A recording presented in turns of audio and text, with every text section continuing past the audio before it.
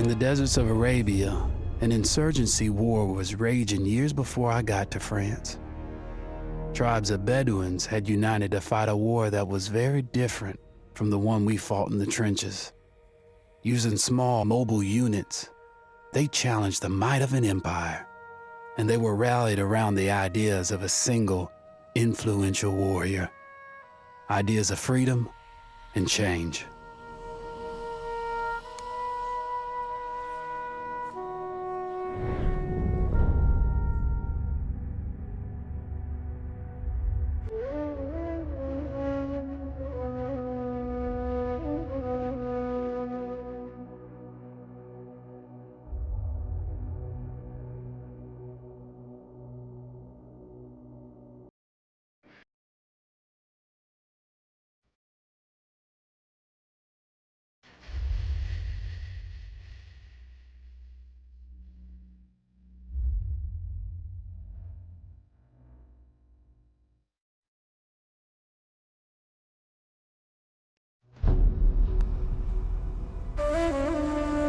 The Arabian Desert, a vast ocean of drifting sands and scorched, sun-baked rocks. Beneath these endless dunes, oil, the lifeblood of our new mechanical century. For more than 400 years, the Ottoman Empire has ruled these lands, controlling all that's to be found here. But the Ottomans do not rule unopposed. Small bands of Bedouin rebels have united to overthrow the empire. They strike without warning and then vanish into the desert. Fighting alongside them is a lone British officer whose exploits have earned him wide renown. The world has taken to calling this man Lawrence of Arabia.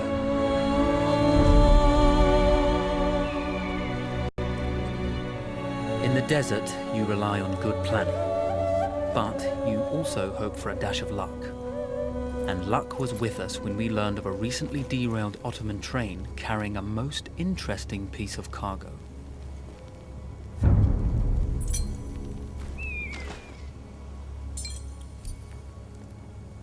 A small patrol had joined the Ottomans who survived the crash.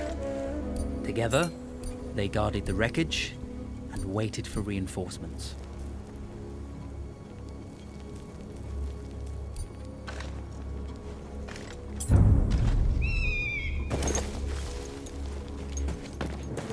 A lone fighter has just one advantage over a large enemy force. A lone fighter can move unseen. Cry havoc and let slip the dogs of war.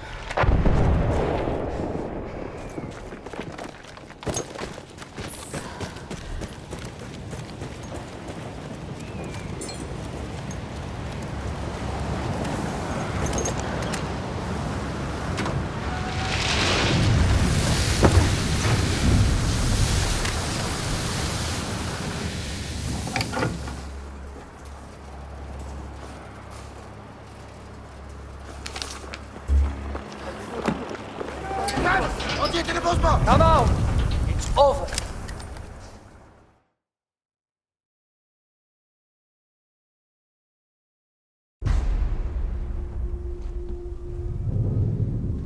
Well, you did not think we would be fast enough to catch you here, did you?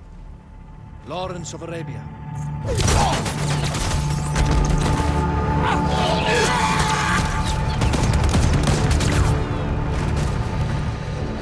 Actually, I was rather depending on it. Lawrence. Well, this is very clever. Now the hunter becomes the hunted. So who might you be? How enchanting you are, my dear. Ahmed. I'll show you enchanting. If it weren't for you, I'd be free. Free, is it? You'll be free when you're dead. And I'm happy to tell you, the Empire intends to grant you all this freedom very soon. Even now, an engine of destruction scours this desert, obliterating your allies, your families, your homes. Soon there will be nowhere to run. Nowhere to hide. Soon all that you know, and all that you love, will be ashes. You will all be free to die. Oh, you animal! Zara.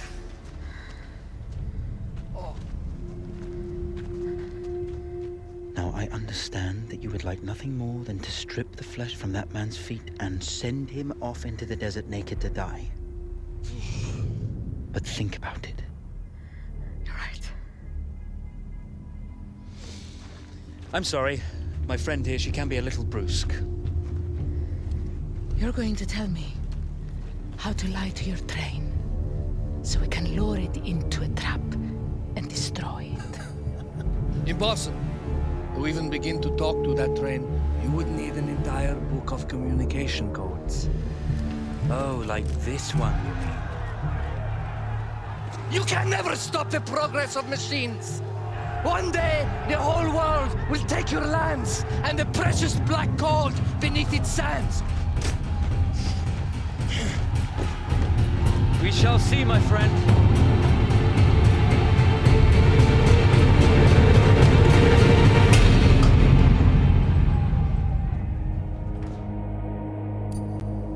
Of course, obtaining the codebook was not enough.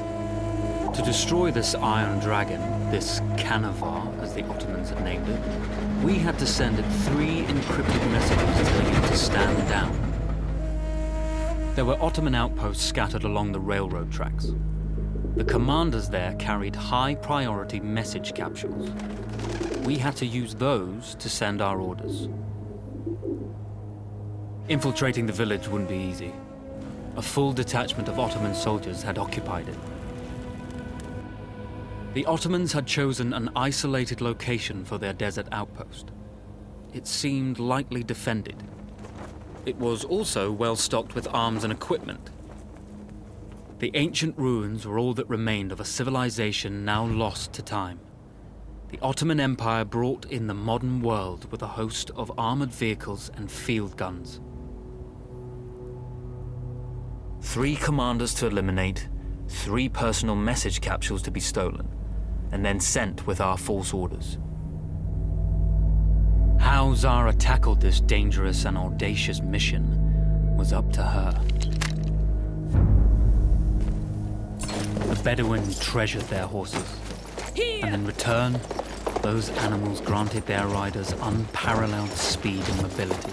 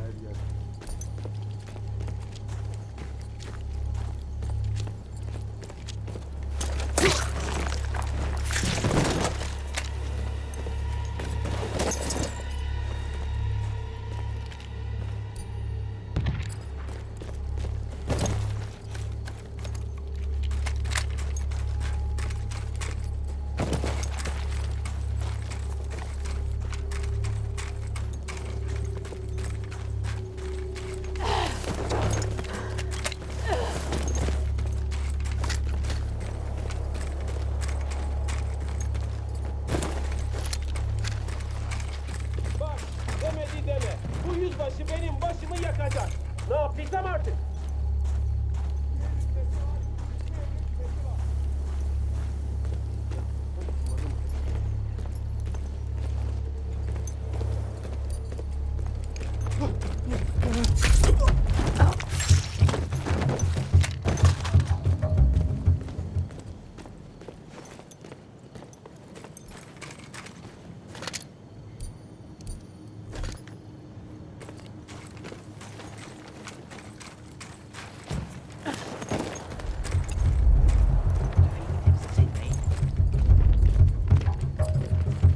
Nasıl lan?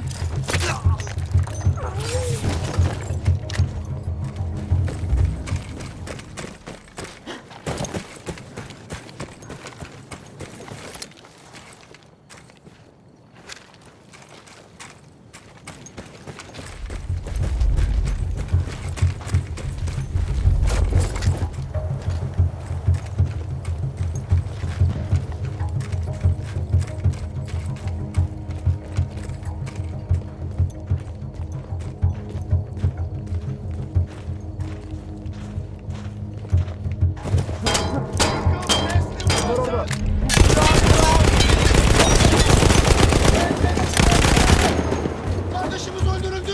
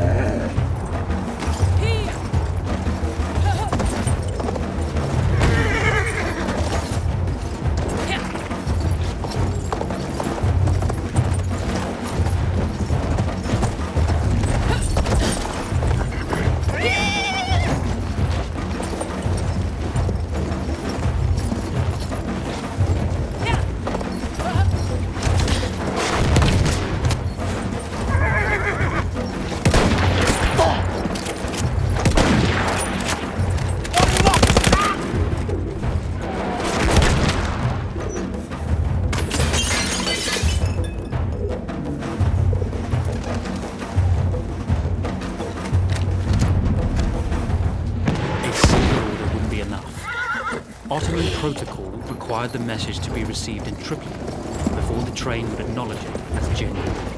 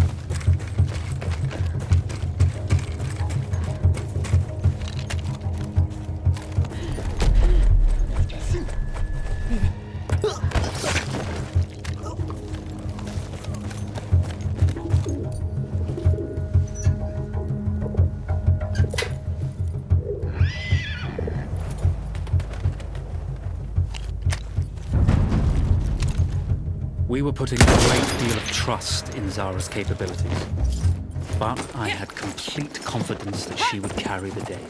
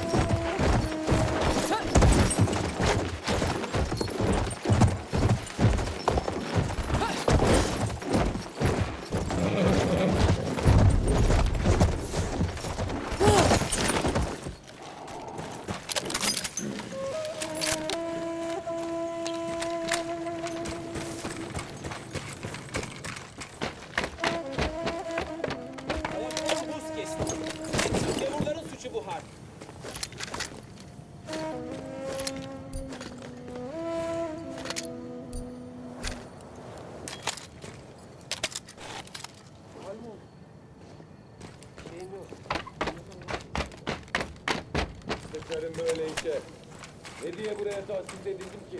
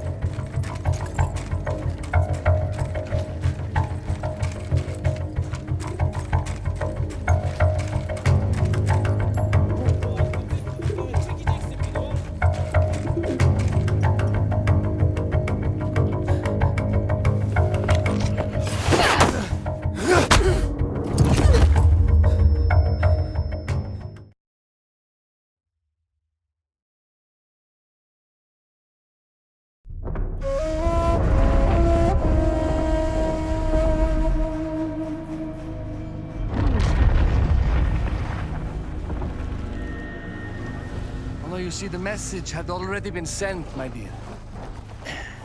Though not the message you would have wanted. Lawrence was such a good host. It almost seemed rude to escape.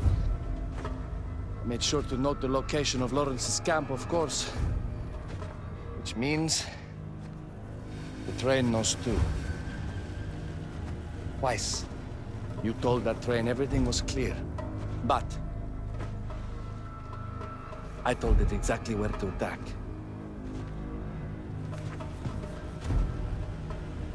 The beast has your scent, my dear.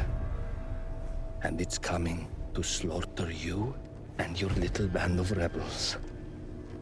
First, the firestorm from the cannon. Then, up close with the troops to slaughter any survivors.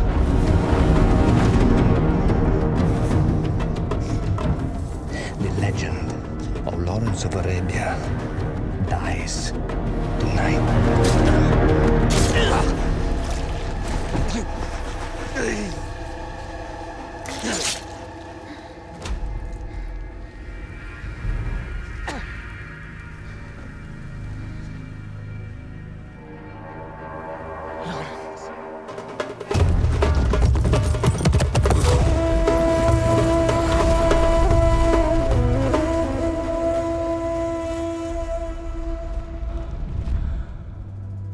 You slipped away just in time. Tilkitchi was a fool to think we'd ever stay after he escaped. The carnival won't stop hunting us. No, it won't. Let me think. The train's coming a long way. So it'll have to stop to take on water. That's where we strike. Agreed.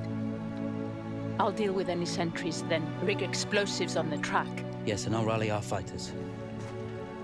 When I blow the lines, the train will be trapped. So when you hear the blast, you need to attack them with everything you have. It's good. But you know that there's a chance the men may not come. You may set off those explosives and find you're out there all alone. You know that. I guess I won't know either way until I set it off.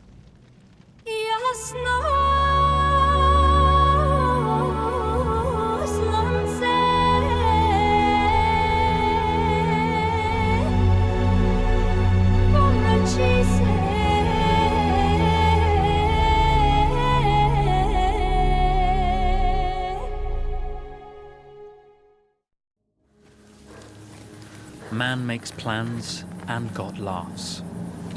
As it turned out, the small town where we would ambush the train had a significant enemy presence. Those troops would have to be dealt with before the explosives could be set.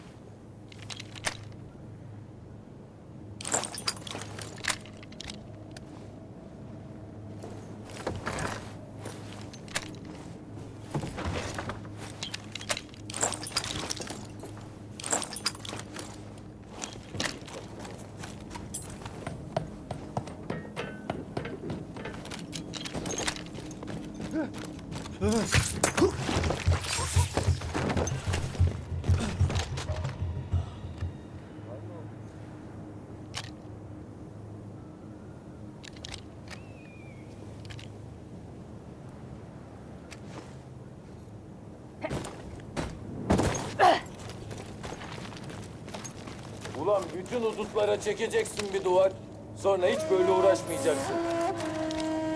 Ne ekersen onu biçersin. Nasıl gidiyor?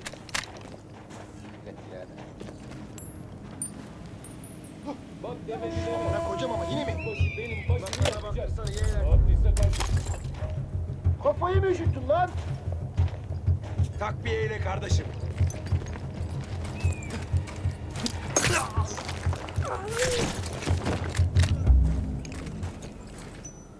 Öyle hayat mı olur be? Ama daima benim başıma patlıyor.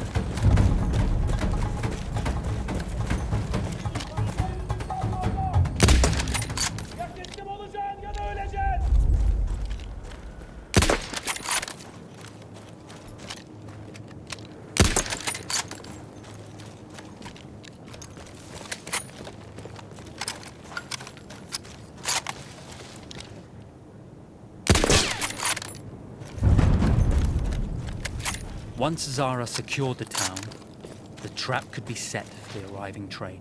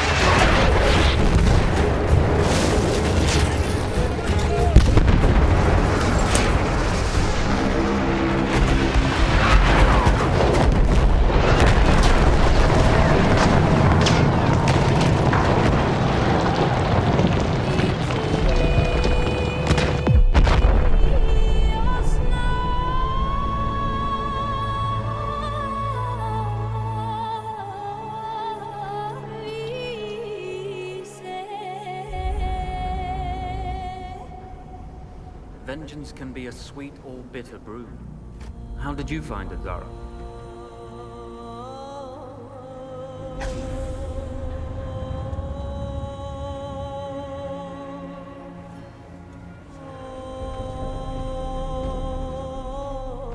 And you're right, we do need to think bigger, act bigger. Maybe even the Suez Canal.